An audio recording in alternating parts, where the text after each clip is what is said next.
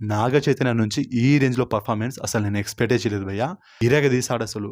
మెయిన్‌గా చెప్పాలంటే క్లైమాక్స్‌లో భయ్యా ఏడిపించేశాడసలు. నాగ చైతన్య ఏడుస్తుంటే ఇక్కడ నా కళ్ళలో నీళ్లు తిరిగాయి. నేనొక్కడినే కాదు థియేటర్‌లో చూసిన ప్రేక్షకులు ప్రతి ఒక్కరిని అబ్జర్వ్ చేసిన, అందరి ముఖాలను చూసిన ప్రతి ఒక్కరు ఆళ్ళ కళ్ళని తుడుచుకుంటారు భయ్యా కర్చీఫ్ తోటి, చేతులతోటి.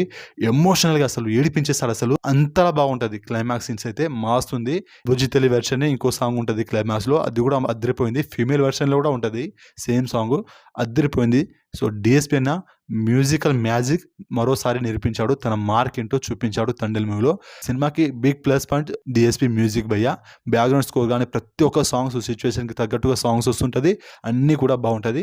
నాగ చైతన్య ఇంట్రడక్షన్ సీన్ కూడా అదిరిపోతుంది బోట్‌లో.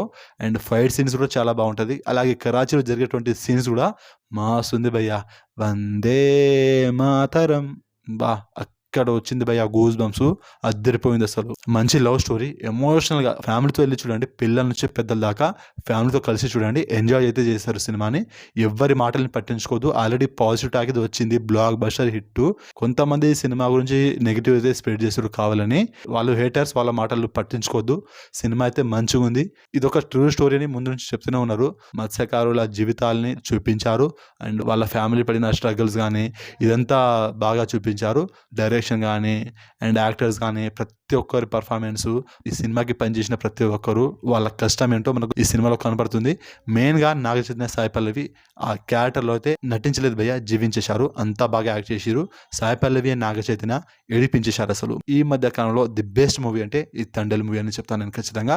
మాస్తుంది సినిమా. Worth watch. మీరు ఫ్యామిలీతో వెళ్ళి చూడండి. ఎక్కడ కూడా మీకు బోరింగ్ ఉండదు, డిసప్పాయింట్ ఉండదు అండ్ ఇబ్బందిగా కూడా ఫీల్ అవ్వరు ఫ్యామిలీతో వెళ్ళి చూసే వాళ్ళకి.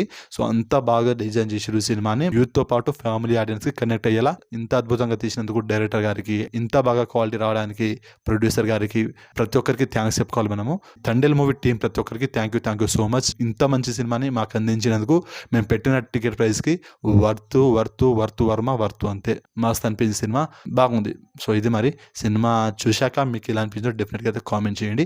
వీడియో నచ్చితే లైక్ చేయండి, షేర్ చేయండి, ఛానల్‌ని సబ్స్క్రైబ్ చేసుకోండి.